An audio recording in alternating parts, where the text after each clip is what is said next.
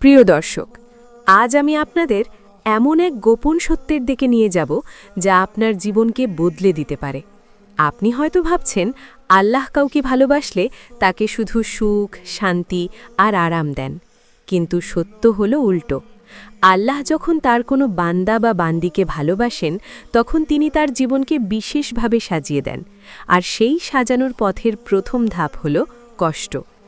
আল্লাহ যে নারীকে ভালোবাসেন তার জীবনে আল্লাহ 4টি বিশেষ কষ্ট দেন। এই কষ্টগুলো সাধারণ কষ্ট নয়, এগুলো আসলে রহমতের দরজা খুলে দেওয়ার সিঁড়ি। যেমন আল্লাহ বলেছেন, নিশ্চয়ই আমি তোমাদেরকে পরীক্ষা করব, কিছু ভয়ে, ক্ষুধা, ধন সম্পদ ও জীবনের ক্ষতি এবং ফল ফসলের ঘাটতি দিয়ে, আর ধৈর্যশীলদের জন্য সুসংবাদ দাও। এখন প্রশ্ন আসতে পারে, আল্লাহ কেন ভালোবাসার মানুষকেই কষ্ট দেন, কেন সহজ জীবন দেন না? রাসূল সাল্লাল্লাহু আলাইহি ওয়াসাল্লাম এই প্রশ্নের উত্তর দিয়েছেন। তিনি বলেছেন, যাকে আল্লাহ ভালোবাসেন তাকে তিনি পরীক্ষায় ফেলেন। যার ঈমান যত শক্তিশালী তার পরীক্ষা তত কঠিন। এখানে আমরা এক গভীর শিক্ষা পাই।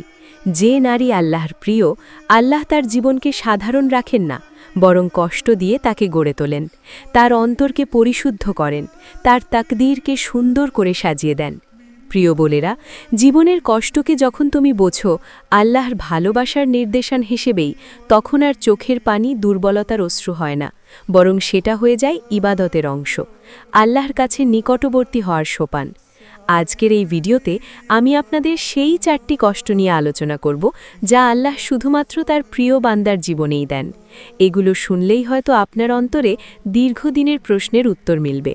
হয়তো বুঝতে পারবেন কেন বারবার আপনি কষ্ট, দুঃখ বা বেদনার ভেতর দিয়ে যাচ্ছেন। ভিডিওটা শেষ পর্যন্ত দেখবেন, কারণ প্রতিটি কষ্টর ভেতরেই লুকিয়ে আছে অমূল্য শিক্ষা, আর সেই শিক্ষাই আপনাকে নতুন শক্তি দেবে, নতুন ধৈর্য দেবে, নতুন আলো দেখাবে। নাম্বার 1, একাকিত্ব ও অবহেলা। প্রিয় দর্শক, আল্লাহ যখন একজন নারীকে ভালোবাসেন, তখন তার জীবনে প্রথম যে কষ্টটি দেন তা হল একাকিত্ব ও মানুষের অবহেলা। হয়তো তুমি এমন অবস্থার মধ্যে দিয়ে যাচ্ছ যেখানে কাছের মানুষও তোমাকে বুঝতে পারে না, প্রিয়জন অবহেলা করে, আর তুমি নিঃসঙ্গতায় ডুবে থাকো। অথচ ঠিক এই মুহূর্তটাই আল্লাহর ভালোবাসার এক বিশেষ নির্দেশ।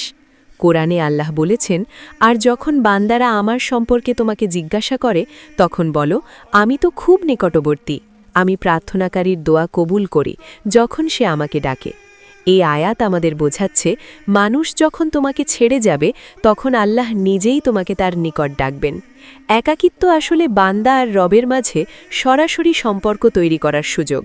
রাসূল সাল্লাল্লাহু আলাইহি ওয়াসাল্লাম বলেছেন, যখন আল্লাহ কোনো বান্দাকে ভালোবাসেন তখন তিনি তাকে দুনিয়ার আসক্তি থেকে দূরে সরিয়ে দেন এবং তার প্রতি মনোনিবেশ করান।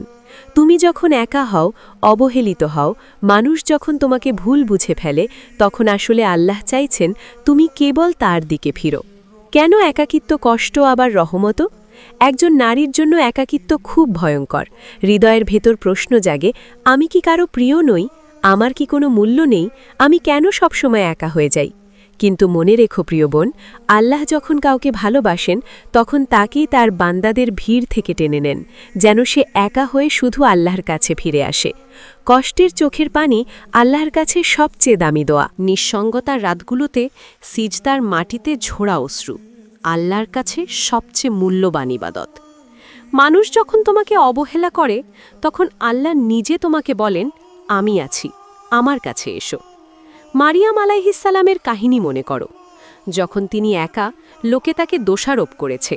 তিনি নিঃসঙ্গ অবস্থায় সন্তান প্রসব করেছেন। তখন আল্লাহ তাকে সান্ত্বনা দিলেন। আল্লাহ বললেন, দুঃখ করো না, তোমার প্রভু তোমার নিজে এক স্রোত ধারা প্রবাহিত করেছেন। এখানে আমরা শিখি, মানুষ যতই অবহেলা করুক, আল্লাহ একা বান্দাকে কখনো ছেড়ে দেন না। তিনি এমনভাবে সাহায্য করেন যা আমরা কখনো কল্পনা করতে পারি না।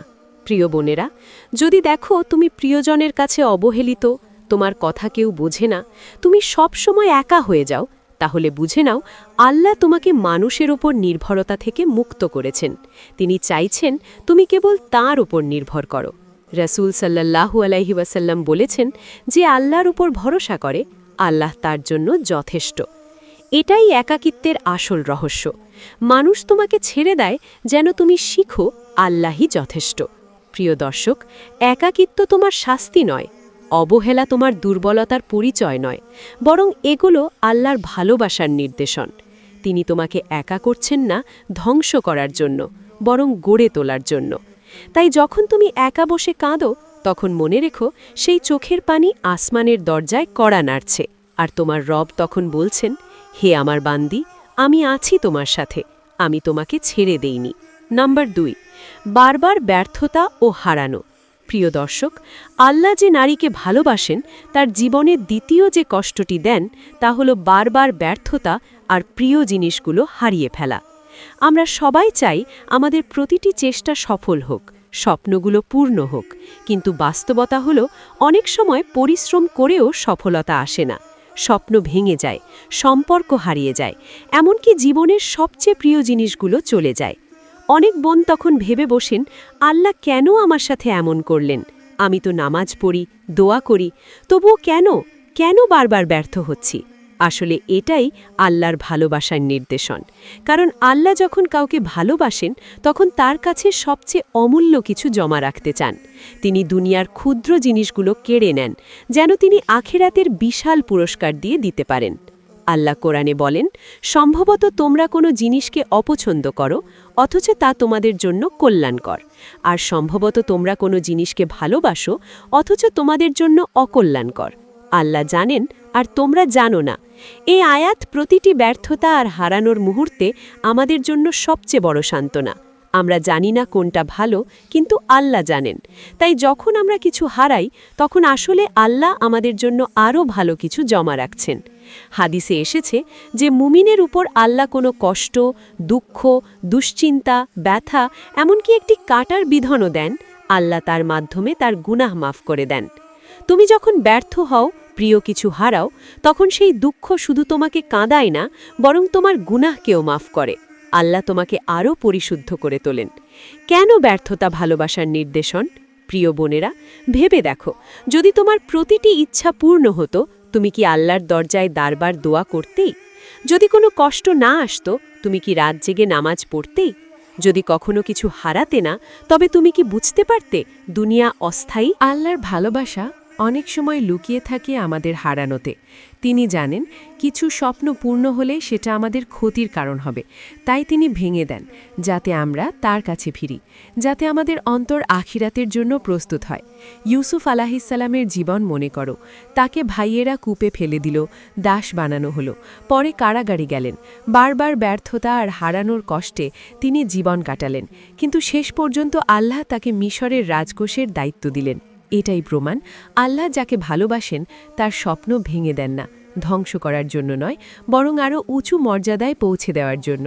প্রিয় দর্শক, যদি দেখো তোমার চাকরির চেষ্টা বারবার ব্যর্থ হচ্ছে, প্রিয় সম্পর্ক ভেঙে যাচ্ছে, একের পর এক পরিকল্পনা ধ্বংস হয়ে যাচ্ছে, তাহলে নিরাশ হয়ো না, বরং ভাবো আল্লাহ হয়তো তোমার তকদিরকে আরও ভালো কিছুর জন্য গড়ে দেখছেন। রাসূল সাল্লাল্লাহু আলাইহি ওয়াসাল্লাম বলেছেন, মুমিনের কোনো কষ্টেই বৃথা যায় না, এমনকি কাটার বিধানও তার জন্য সওয়াব। মানে তোমার প্রতিটি ব্যর্থতা আসলে তোমার আখিরাতের জন্য পুঁজি। প্রিয় বোনেরা, তুমি হয়তো আজ কান্না করছো কারণ স্বপ্ন ভেঙেছে, হয়তো প্রিয় কাউকে হারিয়েছ, কিন্তু মনে রেখো আল্লাহ তোমাকে আরও বড় কিছু দেওয়ার জন্যই কেড়ে নিয়েছেন। তুমি আজ যে ব্যর্থতার অশ্রু ফেলছ, সেটা আসলে তোমার আখিরাতের বাগানে ফুল ফোটাচ্ছে। তোমার দোয়া দেরি হচ্ছে, কিন্তু হারাচ্ছে না, আর প্রতিটি হারানোই তোমাকে আল্লাহর আরও কাছে নিয়ে যাচ্ছে। নাম্বার 3, অন্যায় আচরণ ও মানুষের কটূক্তি। প্রিয় দর্শক, আল্লাহ যখন কাউকে ভালোবাসেন, বিশেষত একজন নারীকে, তখন তার জীবনের দ্বিতীয় যে কষ্টটি দেন তা হল মানুষের অন্যায় আচরণ, অপবাদ আর কটূক্তি সহ্য করা। আমরা সবাই চাই মানুষ আমাদেরকে ভালোবাসুক, সম্মান করুক, বুঝুক, কিন্তু আল্লাহ যখন কাউকে তার প্রিয় বানাতে চান, তখন তিনি তাকে এমন পরিস্থিতিতে ফেলেন যেখানে মানুষ তাকে ভুল বুঝবে, দোষ দেবে, এমনকি অন্যায় অপবাদও দেবে। এই কষ্ট প্রথমে ভীষণ কঠিন মনে হয়, কিন্তু এটি আসলে আল্লাহর রহমতের এক গভীর রহস্য।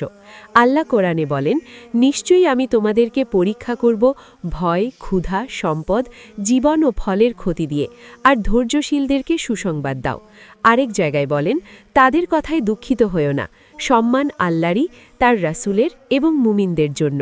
এই আয়াতগুলি প্রমাণ করে মানুষের কটূক্তি আমাদের মানহানি করতে পারে না, কারণ সম্মানের আসল মালিক আল্লাহ। রাসূল সাল্লাল্লাহু আলাইহি ওয়াসাল্লাম নিজেই সবচেয়ে বেশি কটূক্তির শিকার হয়েছেন। তাকে মিথ্যাবাদী বলা হয়েছে, জাদুকর বলা হয়েছে, পাগল বলা হয়েছে, আস্তাগফিরুল্লাহ। অথচ তিনি ছিলেন আল্লাহর সবচেয়ে প্রিয় বান্দা।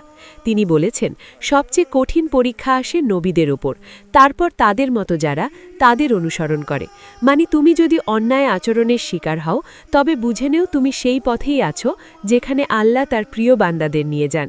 কেন এই কষ্ট ভালোবাসার নির্দেশন? প্রিয় বোনেরা, ভেবে দেখো, যদি মানুষ সবসময় তোমাকে সম্মান করত, তবে তুমি হয়তো অহংকারে ভুগতে। যদি সবাই তোমাকে প্রশংসা করত, তবে হয়তো তোমার অন্তর গর্বে ভরে যেত। কিন্তু যখন তুমি অন্যায়ের শিকার হও, তখন তুমি আল্লাহর কাছে কান্না করো, বিনয়ী হও, ধৈর্য শিখো। আল্লাহ চান তুমি বিনয়ী হও, অহংকার মুক্ত হও। তাই তিনি মাঝে মাঝেই মানুষের কটূক্তিকে তোমার দিকে পাঠান। হজরত মরিয়ম আলাহিসাল্লামের কথা মনে করো। যখন তিনি নবী ঈসা আলাইসাল্লামকে জন্ম দিলেন, তখন মানুষ তাকে ভয়ঙ্কর অপবাদ দিল, বলল, তুমি তো খারাপ কাজ করেছ। অথচ মরিয়ম ছিলেন আল্লাহর সবচেয়ে পবিত্র বান্দি। আল্লাহ তাকে রক্ষা করলেন, শিশুই তার পক্ষে কথা বলল। এতে আমরা শিখি, মানুষ যতই অন্যায় কথা বলুক, আল্লাহ শেষ পর্যন্ত তার প্রিয় বান্দাকে সম্মানিত করেন। প্রিয় দর্শক, যদি দেখো তোমাকে অন্যায়ভাবে দোষ দেওয়া হচ্ছে, তোমার ভালো কাজও মানুষ ভুল বুঝছে, তোমাকে অপমান করা হচ্ছে বা হাসাহাসি করা হচ্ছে, তাহলে হতাশ হয়ো না, বরং ভাবো এটা আল্লাহর ভালোবাসার পরীক্ষা। তিনি দেখছেন তুমি কি ধৈর্য ধরো নাকি ভেঙে পড়ো। রাসূল সাল্লাল্লাহু আলাইহি সাল্লাম বলেছেন, যে ধৈর্য ধরে আল্লাহ তাকে আরও শক্তিশালী ধৈর্য দেন, আর ধৈর্যের চেয়ে উত্তম দান আর কিছু নেই। প্রিয় বোনেরা, মানুষের অন্যায় আচরণে ভেঙে পড়ো না।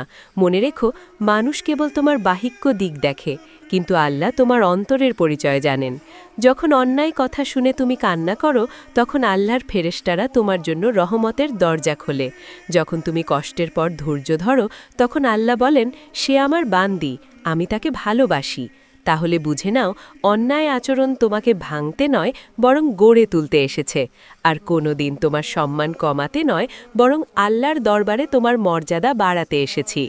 নাম্বার 4, দীর্ঘ ধৈর্যের পরীক্ষা ও দেরিতে দোয়া কবুল হওয়া। প্রিয় দর্শক, আল্লাহ যখন কোনো নারীকে ভালোবাসেন, তখন তার জীবনে চতুর্থ যে কষ্টটি দেন, তা হল দীর্ঘ ধৈর্যের পরীক্ষা, অর্থাৎ দোয়া কবুল হতে দেরি হওয়া।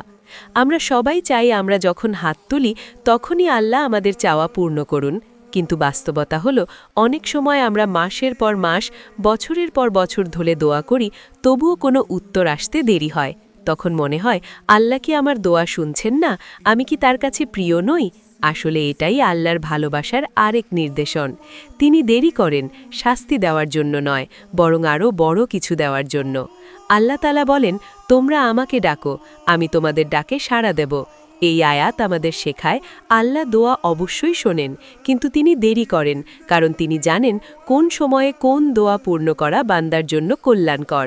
রাসূল সাল্লাল্লাহু আলাইহি সাল্লাম বলেছেন, যখন বান্দা দোয়া করে, আল্লাহ 3টি অবস্থার একটিতে তার উত্তর দেন। হয় সাথে সাথে পূর্ণ করেন, নয়তো আখিরাতের জন্য জমা রাখেন, নয়তো তার কোনো অমঙ্গল দূর করেন। এখানে বোঝা যাচ্ছে, দোয়া কখনো বৃথা যায় না, শুধু সময় আর পদ্ধতি আল্লাহর হাতে থাকে।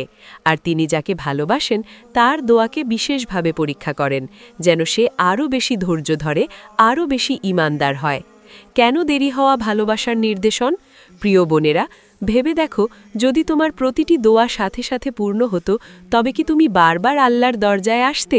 যদি সব কিছু সহজে পেতে, তবে কি তোমার অন্তর নরম হতো? যদি কখনোই অপেক্ষা করতে হতো না, তবে কি তোমার ধৈর্য আর ঈমান শক্ত হতো? আল্লাহ দেরি করেন, কারণ তিনি চান তোমার অন্তর আরও নরম হোক, তোমার দোয়া আরও গভীর হোক, আর তোমার ঈমান আরও শক্তিশালী হোক। ইউনুস আলাইহিস সালামের ঘটনা মনে করো। তিনি যখন মাছের পেটে বন্দী ছিলেন, তখন তিনি দোয়া করেছিলেন, লা ইলাহা ইল্লা আন্তা সুবহানাকা ইন্নী কুনতু মিনাজ জালিমিন। আল্লাহ সাথে সাথেই তাকে মুক্ত করেননি, তিনি কিছু সময় অপেক্ষা করালেন। সেই ধৈর্যের ভেতর দিয়েই ইউনুস আলাইহিস সালাম মুক্তি পেলেন এবং তার মর্যাদা আরও উঁচু হল।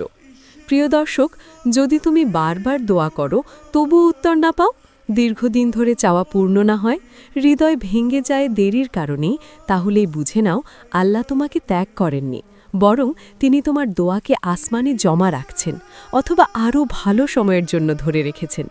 রাসূল সাল্লাল্লাহু আলাইহি ওয়াসাল্লাম বলেছেন, বান্দা যতক্ষণ না তাড়াহুড়ো করে ততক্ষণ পর্যন্ত তার দোয়া কবুল হয়নি। সাহাবারা জিজ্ঞাসা করলেন, তাড়াহুড়ো করা মানে কি? তিনি বললেন, যদি সে বলে আমি দোয়া করেছি কিন্তু উত্তর পাইনি, তখন সে হাল ছেড়ে দেয়, মানে হাল ছেড়ে দেওয়াই আসল ব্যর্থতা। ধৈর্য ধরা মানে আল্লাহর ভালোবাসার কষ্টকে গ্রহণ করা। প্রিয় বোনেরা, দোয়া দেরি হওয়া মানে এই নয় যে আল্লাহ তোমাকে ভালোবাসেন না, বরং মানে এই যে আল্লাহ তোমার দোয়াকে আরও বড় কিছুতে রূপান্তর করতে চাইছেন। তুমি যখন সিজদায় কান্না করো, রাতের অন্ধকারে হাত তোলো আর উত্তর না পাও, তখন আল্লাহ ফেরেশতাদের বলেন, দেখো আমার বান্দিকে, সে উত্তর না পেয়েও আমার কাছে ফিরে আসে, আমার উপর ভরসা করে, আমি তাকে কিভাবে ত্যাগ করি। তাহলে বুঝে নাও, দেরি মানে প্রত্যাখ্যান নয়, দেরি মানে তোমার দোয়া আল্লাহর কাছে জমা হচ্ছে, আর তুমি সেই বিশেষ বান্দাদের একজন হচ্ছ যাকে আল্লাহ ভালোবাসেন। প্রিয় দর্শক, আজকের আলোচনায় আমরা এক গুরুত্বপূর্ণ সত্য জেনেছি। আল্লাহ যাকে ভালোবাসেন তাকে কখনোই অযথা কষ্ট দেন না, বরং তিনি তার প্রিয় বান্দাদের জীবনে কিছু কষ্ট দেন, যাতে তাদের অন্তর শুদ্ধ হয়, ঈমান শক্তিশালী হয়, আর আখিরাতে তাদের মর্যাদা উঁচু হয়। বিশেষ করে একজন নারীর জীবনে আল্লাহ যখন তার ভালোবাসার ছাপ রাখতে চান, তখন তিনি তাকে 4টি বিশেষ ধরনের কষ্ট দেন। আমরা অনেকেই ভাবি জীবনে দুঃখ দুর্দশা আসা মানেই আল্লাহ রাগ করেছেন, কিন্তু বাস্তবতা সম্পূর্ণ উল্টো। কোরআনে আল্লাহ তাআলা বলেছেন, নিশ্চয়ই আমি তোমাদেরকে পরীক্ষা করব।